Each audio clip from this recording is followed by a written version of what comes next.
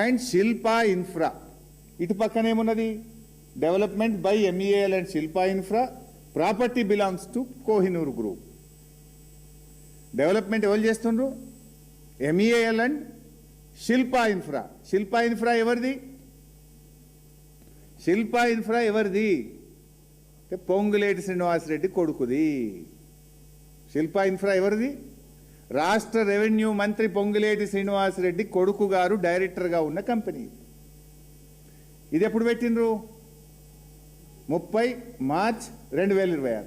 కరెక్ట్గా అదే టైంలో మేము మైనింగ్ స్కామ్ అసెంబ్లీలో తీసినాం 28 తారీఖు. ఏమనుకున్నారో ఏందో మళ్ళా ఇగో 2 తారీఖు నాడు మలిపేసిండ్రు. 2 ఏప్రిల్ 2026. ఇదేమో 31 మార్చ్, ఇది 2 తారీఖు, అంటే తెల్లారలేదు మర్నాడు. 31 నాడేమో ఈ భూమి శిల్పా ఇన్ఫ్రాద్ అన్నారు. 2 తారీఖు ఏం చేసిండ్రు? దానికి మళ్ళీ తెల్లటి పెయింట్ కొట్టిరు. పేరు కనబడితే మళ్ళీ ఏమవుతుందో బయటకు వస్తుందేమో అనుకున్నారేమో. 2 రోజుల్లో దానికి సున్నం కొట్టేసిండ్రు, పెయింట్ కొట్టేసిండ్రు.